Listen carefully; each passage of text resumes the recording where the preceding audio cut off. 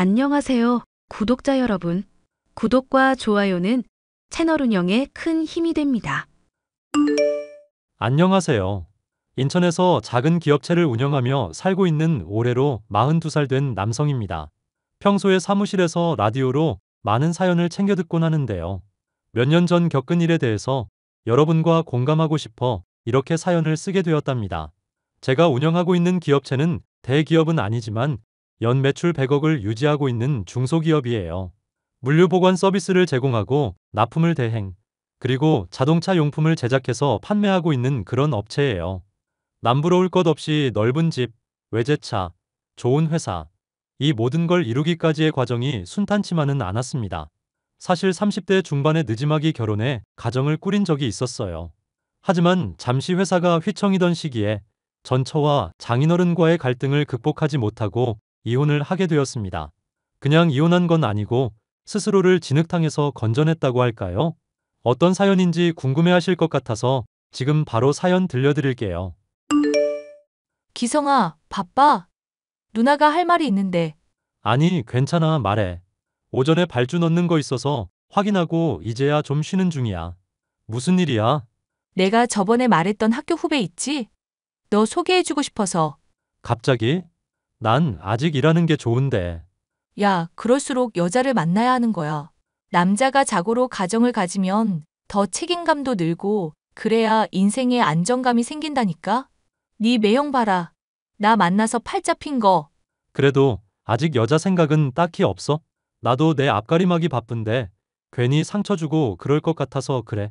나 말고 우리 최 팀장 알지? 최 팀장 시켜주면 어때? 야, 이 누나가 어렵사리 소개해준다는데 해줄 때 받아라잉? 지금 아니면 기회도 없어. 얼마나 성실한 앤데. 아, 정말 귀찮게 하네. 그러지 말고 나가서 가볍게 커피 한 잔만 하고 와. 그래도 마음에 안 들면 하는 수 없는 거지 뭐. 아, 정말. 그럼 나 커피 한 잔만 하고 들어온다. 잘 안 돼도 나한테 뭐라 하기 없기야. 알았어. 연락해 놓을게. 약속 장소 정해지면 문자 줄 테니까 꼭 만나보기다. 저는 군대를 다녀와 남들처럼 대학을 졸업하고 물류회사에 취직해 일을 했습니다. 언젠간 저만의 회사를 차릴 생각을 하며 밑바닥부터 열심히 경험을 쌓기 위해 취직한 곳이었죠. 그렇게 딱 6년을 일하고 퇴사해 작은 회사를 하나 차렸습니다. 지금이야 번듯한 건물을 가지고 있지만 그때만 해도 지하실에 10평 남짓한 공간이었습니다. 제대로 된 물류창고도 없었고 모든 게 서툰 초짜 기업인이었죠. 누나와 매형의 도움으로 조금씩 성장해 나갔고 연 매출 20억에 달하는 수준까지 되었습니다. 이제 막 성공 가도를 달리기 시작한 상황이라 안정된 시기가 필요했어요. 그러다 누나의 소개로 아내를 만났습니다. 별 생각 없이 만난 아내는 단아한 외모에 몸매도 좋고 성격도 활발한 제 이상형 그 자체였습니다. 저는 아내에게 첫눈에 반했고 1년 정도 연애 후 결혼을 하게 되었죠. 처가댁은 오랫동안 교직 생활을 하시다 정년 퇴임하신 장인어른, 아내 두 식구뿐이었어요. 장모님은 아내가 초등학생인 시절에 암으로 돌아가셨고 혼자가 된 아내를 아주 금지옥엽으로 키우셨죠. 결혼하면서 적지 않은 돈이 들어갔던 것도 사실입니다. 예단이며 혼수, 신혼집까지 정말 억소리가 날 정도였거든요.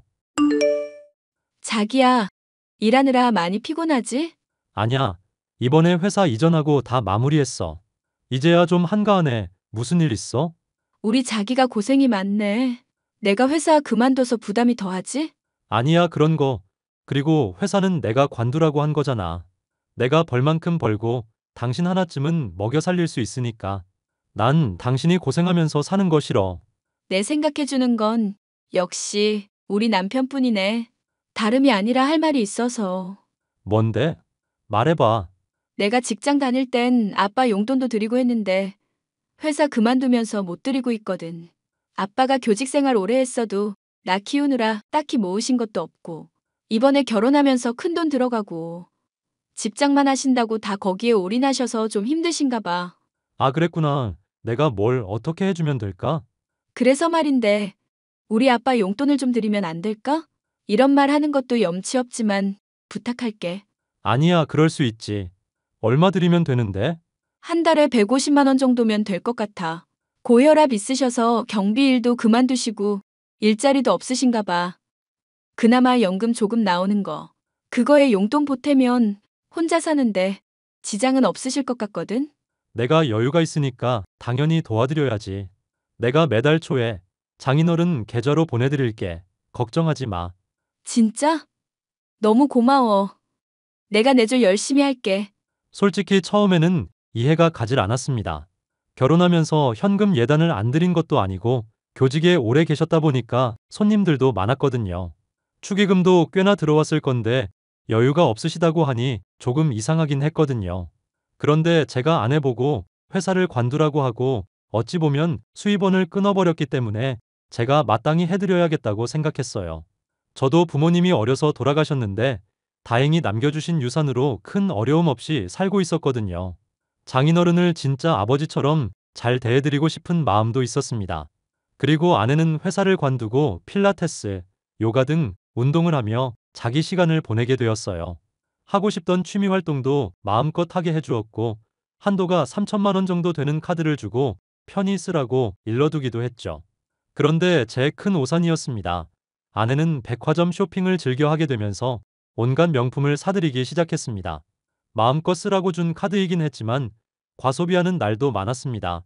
마치 고양이한테 생선을 맡겨놓았달까요? 하지만 아내를 사랑하는 마음이 컸고 얼마를 쓰든 간에 감당할 수 있는 수준이어서 그러려니 했습니다. 자기야, 이번 달 카드값이 900만 원인데 이번에는 뭐 산 거야? 아, 그거? 이번에 시사 신상백 하나 사고 화장품 떨어져서 세트로 사고 친구들 만나서 호캉스도 다녀왔잖아. 그래서 조금 나왔을 거야. 왜? 아니 쓰는 건 뭐라 안 하는데 그래도 조금 줄여야 할 것 같아서. 왜? 내가 너무 많이 써? 자기 요즘 회사 힘들어? 아니 그런 건 아닌데 적당히 쓸 필요가 있다고. 솔직히 900만 원이 적은 금액은 아니잖아. 그래서 지금 내가 과소비한다는 거야? 당신이 마음껏 편히 쓰라며. 그래, 그랬지. 근데 그것도 정도껏이라 이거야. 못하게 하는 게 아니라 적당히. 우리가 재벌도 아니고 한 달에 900만 원은 좀 심했지. 나도 펑펑 써도 2, 300만 원인걸? 아, 알았어. 안 쓰면 될 거 아냐. 거참 되게 빡빡하게 구네. 누가 보면 내가 재산 거덜내는 줄 알겠어. 그렇게 느꼈다면 미안해. 요즘 장인어른은 연락이 잘 안 되던데 무슨 일 있으신 거야? 아, 아빠? 해외 다니시느라 정신없으시지. 해외? 와, 여행도 다니시고 좋다. 우리보다 젊게 사시네? 모임에서 만난 친구들이랑 골프 원정도 가고 그러던데? 우리 아빠 나보다 더 나아. 나는 그래도 여행은 안 다니잖아. 자기도 시간 되면 친구들이랑 여행도 가고 그래. 나야 사업이 아직 안정된 게 아니라서 좀 그렇지만 우리도 기회 봐서 같이 여행 가자. 정말? 친구들이랑 가도 돼? 안 그래도 이번에 유럽 가자고 그러던데. 나는 가야 하나 말아야 하나 고민했거든. 고민할 게 뭐 있어? 그리고 지난번에 장인어른이 큰돈 필요하시다고 하셨거든.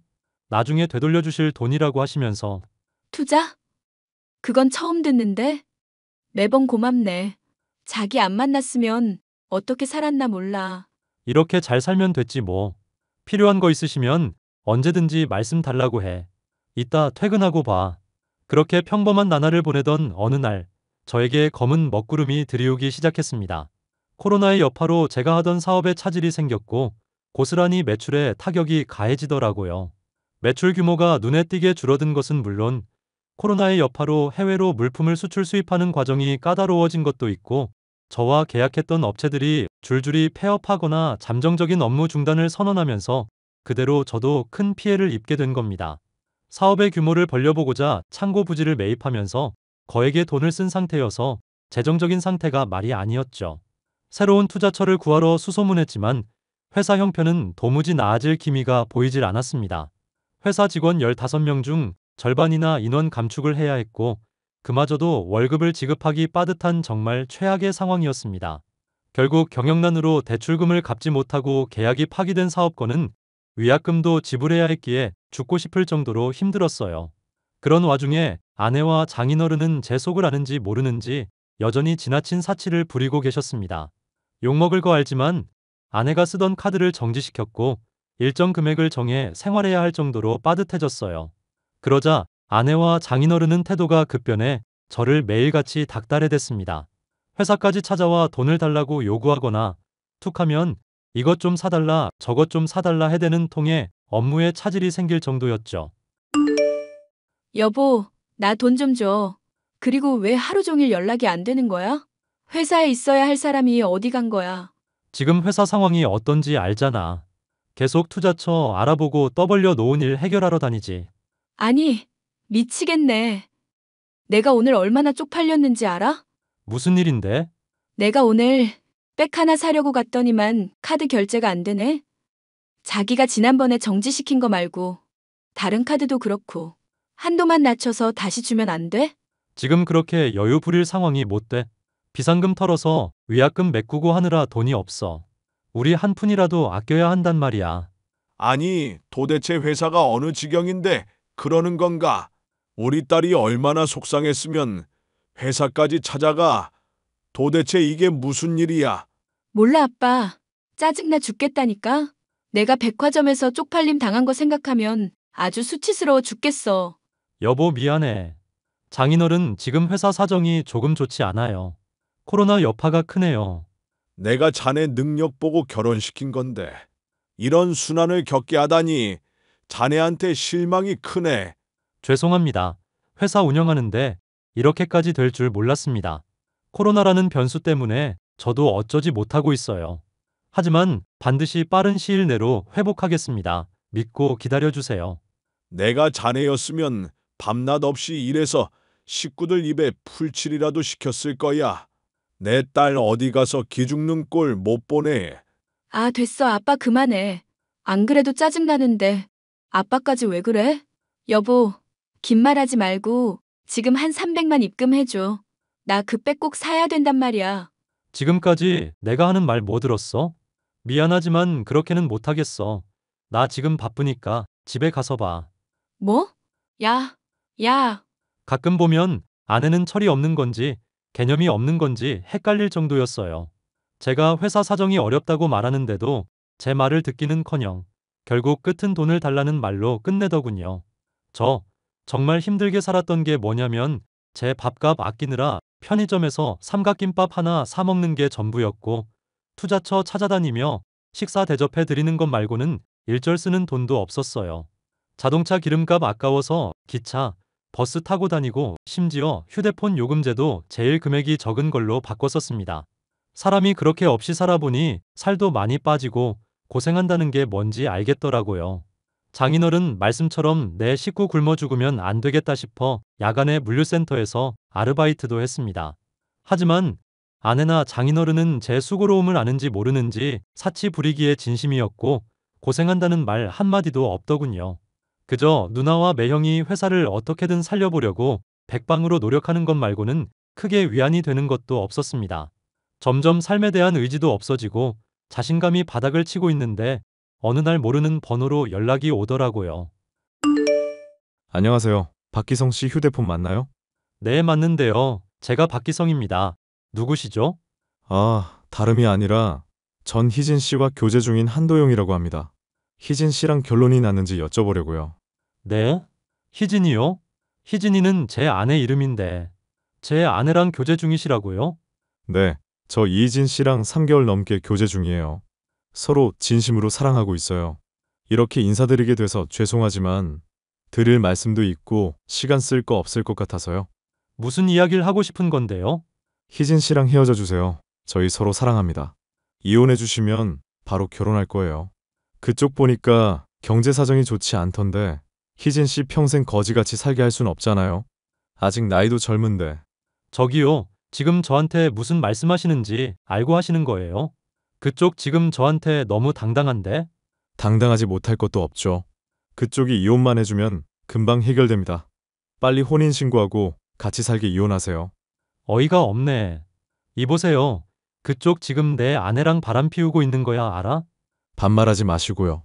희진 씨가 제대로 말 못한 것 같아서 제가 대신 전하는 거거든요. 그럼 그런 줄 알게요. 지금 누구더러 이혼하라 말아야? 어이가 없네. 남의 가정 파탄 낼 시간에 자기 관리나 좀 하세요. 네? 그쪽 회사 망하기 일보 직전이던데 희진 씨 고생시킬 생각 말고 놓아줘요. 더 신사적으로 말해드리고 싶은데 제 성격이 그렇질 못해서요. 좋게 이야기하는 것도 여기까지입니다. 좋게 이야기 안 하면 어쩔 건데? 우선 아내한테 확인해 볼 테니까 당신은 신경 끄세요. 불륜남 주제 어따 대고 이래라 저래라야. 그러시던가요? 여보, 이게 뭐야? 한도용이라는 사람한테 연락 왔어. 아는 사람이야? 알면서 뭘 물어? 도영 씨가 자기한테 연락했네. 도영 씨? 어이없네. 저 사람이 하는 말로는 둘이 서로 사랑하는 사이라던데, 맞아? 우리 둘이 그렇고 그런 사이야. 당신한텐 미리 말 못했는데 우리 이미 갈 때까지 갔어. 뭐? 당신 법적으로 남편이 있는 유부녀라고. 그런데 대놓고 바람을 피웠다고? 뭐가 그렇게 인정이 빨라? 왜 이렇게 당당한 건데? 구질구질하게 왜 이래? 그럼 당신처럼 능력 없는 사람이랑 평생 고생하면서 살라는 거야? 난 그렇게 못 살아. 내가 말했잖아. 금방 사정 좋아질 거라고. 내가 새벽 일도 하고 회사 살리려고 얼마나 개고생하고 있는데. 그런 나를 두고 바람이라니 이거 장인어른도 아시는 거야? 자네, 너무 흥분하지 말게. 이왕 이렇게 된 거 말하지.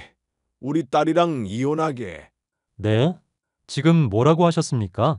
어떻게 이혼이라는 말이 이렇게 쉽게, 전 절대 이혼 못합니다. 부자는 망해도 3년을 간다던데 자네는 회생 불가더구먼. 내가 이미 알아볼 대로 다 알아봤어. 자네 예전처럼 회생하려면 좋게도 몇 년 이상인데 그 기간 동안 내 딸 개고생하는 거 나 못 보내. 그러니 더 늦기 전에 애도 없을 때 깔끔하게 헤어지게 알겠나? 어떻게 저한테 이러실 수 있으세요? 말귀를 못 알아먹는 건가? 사업한다는 사람이 이래도 되나? 내 단도 직입적으로 말하겠네. 부자 사위 새로 들여야 하니 곱게 이혼해주게. 이미 작정하셨군요. 알겠습니다. 이혼하겠습니다. 그런데 방금 하신 그 말 후회하게 해드리겠습니다. 뭐 협박이라도 하는 건가? 그럴 가능성은 낮아 보이니 뭐 해볼 테면 해보게. 그럼 빠른 시일 내로 서류에 도장 찍고 마무리 합세. 자네 사정이 딱하니 딱히 위자료는 안 받겠네. 수고하게. 내연남에게 연락이 온 걸 필두로 장인어른은 제게 이혼을 종용하셨고 저는 어이없는 상황에 멘탈이 무너지기 직전이었습니다. 아내를 사랑하는 마음이 컸던 만큼 배신감이 배로 커지더라고요. 믿을 수 없는 현실에 이대로 모든 걸 포기할까 싶었지만 그러면 그들에게 더 좋은 일 시키는 것 같았습니다. 우선 원하는 대로 이혼은 해주었습니다. 더 이상 제 인생이 그들과 함께할 수 없다는 걸 깨달았거든요. 뭐가 그리 좋은지 아내와 장인어른은 잘 살라는 비웃음 섞인 덕담까지 하더라고요. 저는 아내와 이혼을 계기로 그 누구보다 더 잘 살겠노라고 수백 수천 번 다짐하며 회사를 일으켜 세우기 위한 노력을 했습니다. 밤낮 없이 일하는 건 물론이거니와 잠까지 포기하며 계약을 위해 거의 전국을 떠돌다시피 했죠. 다행히 제 노력이 빛을 발했는지 여러 기업에서 연락을 주기 시작했고 예전보다는 아니지만 조금씩 회사 운영도 안정화되어 가고 있었죠. 그리고 정확히 2년 뒤 코로나도 어느 정도 완화되고 수출 제재가 해제되면서 제 사업에도 여러 길이 뚫리기 시작했습니다.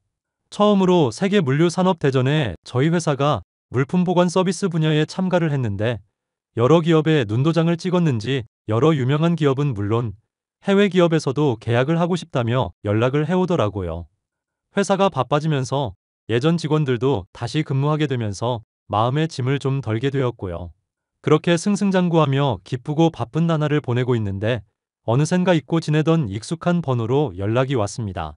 바로 이혼한 아내와 장인어른이었죠. 자네 잘 지내나? 어쩐 일이시죠? 저한테 더 볼 일이 남아있으신가요? 허허, 그동안 잘 지냈나? 시간이 조금 흐르긴 했지만 자네 생각이 나서 연락을 해보았네. 덕분에 저는 아주 잘 지내고 있습니다. 당신 요즘 성공했다며? 비서팀도 새로 뽑았던데? 사무실 전화하니까 미연 씨가 받더라. 아주 성공했지. 이게 다 당신이랑 장인어른 덕분이야. 아주 고맙게 생각하고 있어. 정말? 그럼 혹시 나랑 다시 잘해볼 생각 없어? 내가 왜? 사실 그때 그 놈이 우리한테 사기를 쳤네. 잘 나가는 금융계열 회사 다니면서 땅 부자라고 우릴 속였어. 그런데요, 그게 저랑 무슨 상관이죠? 이제 와서 이런 말해서 미안하지만 정말 우리가 잘못했네. 내 실수야. 그러니 우리 희진이랑 다시 잘해볼 생각 없는가? 네, 싫은데요. 에이, 여보 너무 단칼이잖아. 생각이라도 해보고 대답해야지. 너무 급할 건 없지. 자네 서운한 마음 이해하네. 요즘 회사 매출은 어느 정도인가? 예전처럼 잘 되고 있는가? 쓸데없이 오지랖 피시네요. 회사는 잘 굴러갑니다. 다음 달에 사무실 이전도 하고요. 연 매출은 100억 정도 됩니다. 왜요? 이제 다시 잘 된다고 하니 저랑 잘해보고 싶으세요? 나 그렇게 속 보이는 사람 아니네. 미안하지만 돈 좀 빌려줄 수 있겠나? 진짜 예나 지금이나 미치신 건 변함없으시네요. 생각도 참 없으신 것 같고요. 제가 왜 돈을 빌려드려야 하죠? 아, 답답해. 그놈이 우리 돈 다 들고 날랐다고. 강남에 건물 투자해준다고 인생 역전할 거라고 해서 전 재산 다 몰아줬는데. 그런데 어쩌라고. 은행 대출까지 한 상황이고 내 집까지 담보대출 받아서 지금 당장 돈을 갚지 못하면 길거리로 나앉아야 하는 상황이네. 아이고, 역시나 돈 때문에. 제가 호구로 보이시나 봐요. 그쪽한테 단돈 100원이라도 못 주니까 앞으로 연락하지 마세요. 당신 정말 매정하다. 그럼 그때 못 받은 위자료라도 줘. 100억씩이나 매출 내는 사람이 몇 천만 원은 껌이잖아. 안 그래? 야, 이년아. 내가 짱구냐? 네가 위자료는 안 받겠다며. 긴 말 필요 없어. 더 이상 연락하면 경찰에 신고할 거야. 뭐 이보게. 길거리에 나앉게 되던 어쩌던 알아서 하세요. 짜증나니까 연락하지 말고. 그 뒤로도 아내와 장인어른은 저에게 끈질기게 연락을 해왔고 저는 거침없이 차단을 시켰습니다. 제가 연락을 받지 않자 회사로 연락하거나 직접 찾아오기까지 하더라고요. 제 사정을 아는 주변 사람들은 위자료 주는 셈치고 돈 1,000만 원이라도 줘야 하는 거 아니냐고 했지만 사실 이혼하면서 위자료를 안 받겠다고 각서까지 작성했거든요. 저는 법원에 아내와 장인어른을 상대로 접근 금지와 통신 제한을 걸어버렸습니다. 다행히 법적인 조치를 취하니 저한테 대놓고 연락은 못 하더라고요. 종종 사무실로 연락이 오긴 하지만 직원들도 저와 힘든 시기를 견뎌낸 사람들이라 그냥 내내 하고 말고요. 나중에 들리는 말로는 은행 빚을 갚지 못해 결국 집이 경매에 넘어갔고 통장까지 가압류 처리됐다고 하더라고요. 장인어른은 늦은 나이에 일자리 구하는 것도 쉽지 않아서 어디 건물 청소 일을 하신다고 들었고 아내는 공장에 취직해 3교대로 근무하면서 받는 월급 족족 대출금 갚느라 허덕이고 있다고 하네요. 평생 놀고 먹을 생각으로 돈만 쫓아가다 결국 가랑이가 찢어지다 못해 터져버린 꼴이 된 그들이 불쌍하긴 하지만 받을 벌 받았다고 생각합니다. 제가 너무 가차없다고 생각하실 수 있겠지만 제가 정말 죽고 싶을 정도로 힘들 때 그들이 절 버린 것처럼 저도 그들을 버린 거예요. 그냥 그렇게 생각하려고요. 그리고 덕분에 결혼에 대한 생각은 싹 사라졌고 회사 일에만 몰두하며 살고 있습니다. 회사는 계속 승승장구하고 있고요. 사람이 살다 보면 셀 수 없이 수많은 크고 작은 위기가 닥친다고 합니다. 물 흐르듯이 흘러가는 경우도 있을 테고 저처럼 죽고 싶을 정도로 힘들다고 느끼는 순간들도 있을 테지요. 제가 이혼과 사업의 어려움을 겪으며 제일 중요하게 느낀 건 어려울 때 사람 버리는 거 아니다라는 겁니다. 희망과 행복의 씨앗은 어두울수록 더 빛을 발하게 되니까요. 힘들수록 서로를 보듬어주고 손잡고 앞으로 나아가다 보면 행복한 일이 펼쳐지지 않을까요? 제 긴 사연 들어주셔서 감사드리고 사연이 많이 공감되셨다면 댓글로 응원 한마디 부탁드립니다.